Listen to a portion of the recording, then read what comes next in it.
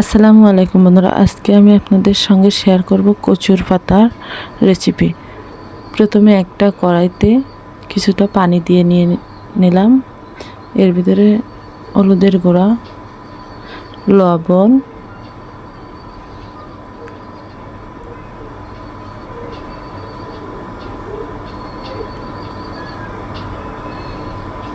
আর কাঁচামরিচ দিয়ে নিব।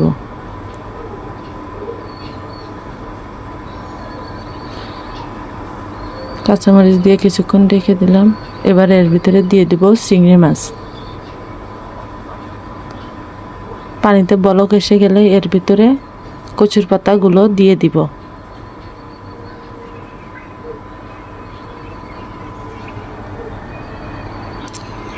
দেখুন, মনে হচ্ছে কতটা কচুর পাতা, কিন্তু একটু ঢেকে দিয়ে জাল করে নিলেই কমে অল্প হয়ে যাবে। দেখুন, অল্প হয়ে গেছে।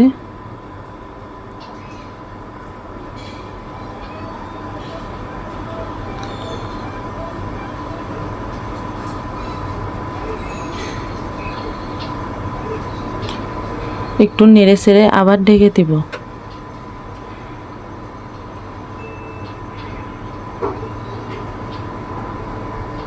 একটু নেড়ে চেড়ে কিছুক্ষণ ঢেকে দিয়েছিলাম।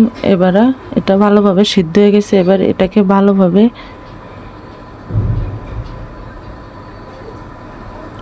নেড়ে চেড়ে গোটা গোটা করে নেব। এই দেখুন, এটা গোটা গোটা করে নিয়েছি। এবারে ফোড়নে দেব 2টা পেঁয়াজ আর 2টা রসুন কুচি ভালো মতো লাল করে নিব। ভালো মতো লাল করে নিয়েছি। এবার এর ভিতরে কচুর পাতা দিয়ে নেড়ে চেড়ে নামিয়ে নিব।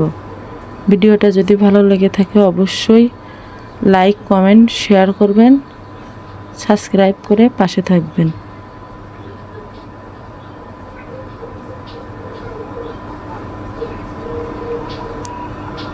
একবার হলে এভাবে রান্না করে খেয়ে দেখবেন, একটু গলা ধরে না।